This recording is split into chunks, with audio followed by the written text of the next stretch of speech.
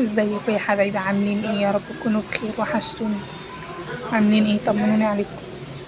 تعالوا معايا كده بقى النهارده في يوم جديد، روتين جديد من روتيني طبخ. انا كده عملت اكله اول مره اعملها من ساعه ما اتجوزت، قسما بالله تاني مره اعملها.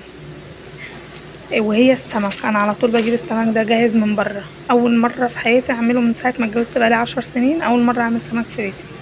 على طول بعمل رز سلطه ونجيب السمك جاهز من بره، مقلي بقى مشوي ايا كان، بس بجيبه من بره. بس انتوا عاملين ايه؟ طمنوني عليكم، وحشتوني والله. انا عارفه انا بتاخر عليكم في الفيديوهات، بس ان شاء الله كده في فيديوهات بتكلم معاكم فيه، وهحكي لكم بقى انا يومي بيمشي ازاي وبعمل ايه وكده. بس اللي بيشوف القناه يشترك فيها ويفعل زر الجرس عشان يوصله كل جديد. والله انا مرتبه شويه آه، فيديوهات كده، بس هو المشكله بس ان انا اعرف بس اقعد اسجل عليها، لان انتوا عارفين يعني لسه في شغل وكده و... وعارفين طبعا ان انا ساكنه على العمومي، فالوقت مش بيسعف لحد ان شاء الله. ان شاء الله هجيب مايك كده عشان يمنع الصوت، يعني الدوشه اللي جنبي. فاعذروني بقى لو في دوشه حواليا، عشان بسجلكم وانا ايه، مش في البيت يعني. بصوا، اول حاجه كده هقولكم على التتبيله دي وجربوها وعلى ضمانتي والله هتعجبكم قوي قوي قوي قوي. اول حاجه كده حطيت معلقه توم كبيره زي ما انتم شايفين، وليمون وكمون وملح وكزبره، ودي هريسة شطة اللي كنا عاملينها مع بعض في الفيديوهات اللي فاتت. بصوا، خطيرة خطيرة خطيرة خطيرة، ومش بتبقى حراقة قوي يا بنات والله. يعني جربوا اعملوها كده عندكم وسيبوها، بتنفع في بتنجان بقى، سمك، حاجة كده تحفة بصراحة يعني.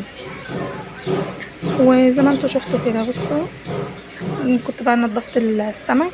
يعني انا بجيبه اصلا متنضف من عند راجل خليته انضفه، بس والله يعني نضفته تاني كاني ما عملش في حاجه، ويا دوب بس شال البطن كده، وانا بقى كملت عليه نضافه بس كده. وبغسله بملح، وما بحطش على السمك ولا اي حاجه غير هو ملح وعصره ليمونه بس. ما بحطش اي حاجه تانية، ما بحطش خل عليه عشان ما يهريش السمك يعني. تبلت بقى هنا السمك كده زي ما انتوا شايفين. كنت جايبه بولتي ومكرونه، وجربوه بالطريقه دي والله يا بنات هتعجبكم قوي.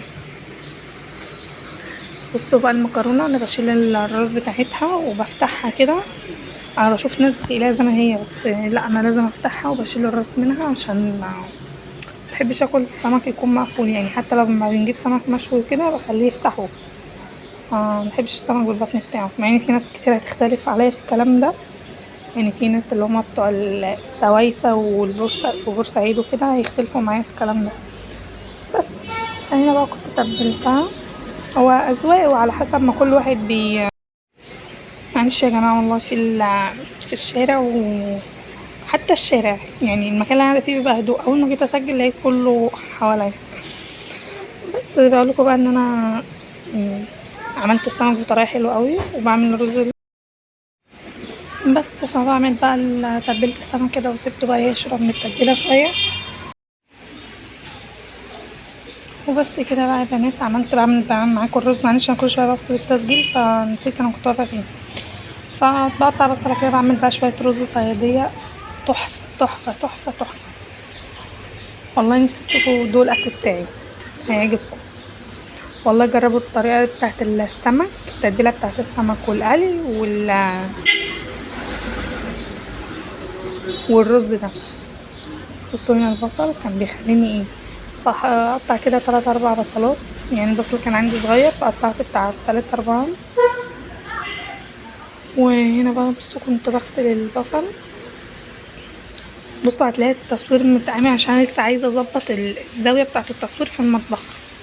انا المطبخ عندي صغير قوي، على ما اظبط بس ايه، خليكم معايا كده لحد ما اظبط الزاويه بتاعه التصوير.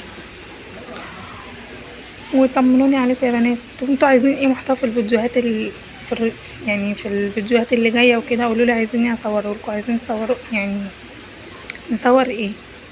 هستنى تعليقاتكم، ويا ريت تسمعوا الفيديو للاخر و... وتفعلوا زر الجرس والاشتراك عشان يوصلكوا كل جديد. عارفين بعد ما كنت خدت على التسجيل وكنت بنزل وقعدت فتره كبيره، حاسه ان انا لسه ببتدي يعني. كانت التسجيل برضو يعني التصوير والكلام ده بيبقى ليه رهبة كده في الاول.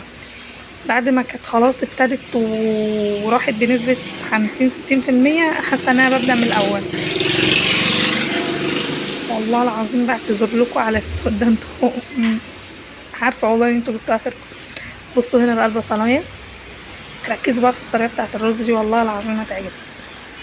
بصوا هنا خلي البصلاية غمقيها.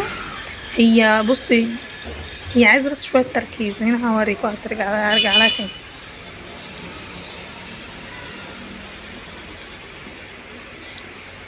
حطيت المية كده على البصل وسبتها. وهنا بقى كنت بعمل هقلي بقى خلاص السمك. كان احمد قرب يجي من الشغل، فكان في الطريق بقى، فقلت خلاص بقى يلا نبتدي بقى ايه نجهز. بس انا هحط دقيق وعليهم حبة ملح، حبة فلفل، حبة ملح وحبة فلفل. بص بقى هنا الحركة يعني الحركة دي أول مرة أعملها بصراحة، عشان مش هكذب عليكم، اللي هي بتاعة المية. بص أنا أول حاجة كده بقلي المكرونة و... وعشان سمعت ان هو يعني عشان الزيت الدقيق ما يبوظش الزيت يعني، فتنزلي عليها كده بحبة تغطسيه في المية وتطلعي تحطي على الطاسة على طول، فبيبقى ما بيبوظش الزيت. هو بصراحة يعني مش قوي، بس يعني بوظ الزيت بس مش بالنسبة اللي كان بيبوظها على طول، بس يعني حلوة يعني طريقة حلوة. بصوا هنا كنت بقلي المكرونة، وهنا انا غلطت غلطة اقولكوا عليها عشان لو حد عملها معلش، عشان لو حد عملها يبقى خلي باله منها. يعني المفروض تحطي واحدة واحدة عشان ما يلزقوش في بعض، بس يعني بعد ما طلعتها وكده خلاص فكت.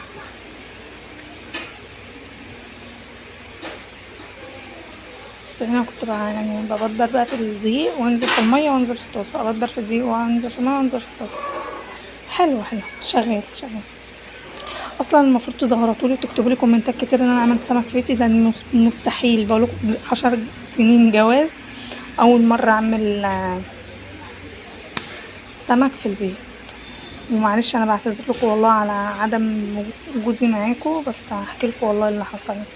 كان نوح تعبان شويه وكان عايز، كنت بلف فيه شويه عند الدكاتره، كان طلع له بتاع كده جنب ودنه كده ورمه، مش عارفه الغده اسمها الغده اللمفاويه.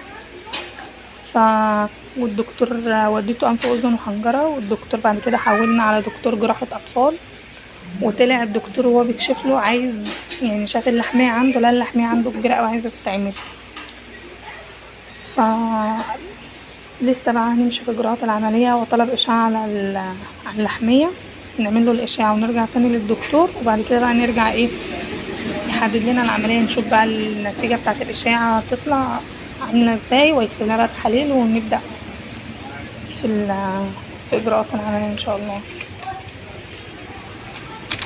دعواتكم بقى بعديها الأستاذة غالية كانت تعبانة تسنين، يعني دلوقتي عندها سنة و4 شهور، فالتسنين بقى انتوا عارفين وكده. فشوية كده يعني كل ما عيل يخف تلاقي العيل التاني بيطلع بحاجة، العيل ده يخف تلاقي العيل التاني بيطلع بحاجة. وفيروز طبعا في الحر عندي مناخيرها بتنزل دم، دي وراثة مني، ف بتنزف كتير اوي اليومين دول يا حبيبتي من مناخيرها بسبب الحر والجو وكده. فان شاء الله هظبط بس الدنيا دي. انا عندي التكييف والله في الصاله، بس يعني الراجل النهارده هيجي يركبه، هنزلكوا برضو الفيديو بتاعه، يعني انا مصوره وعمل الفيديو التكييف بتاع اوضه النوم، فاضل التكييف بتاع الصاله. فالراجل بقى هيجي النهارده يصلحه ويغسله كده وينضفه وهيشتغل باذن الله، ابقى اصورها لكم الفيديو اللي جاي. بس طمنوني بقى انتوا عليكم عاملين ايه. معلش الفيديو ده هتلاقوه متلخبط قوي قوي قوي، بس اتفرجوا عليه اتفرجوا عليه بقلبكم.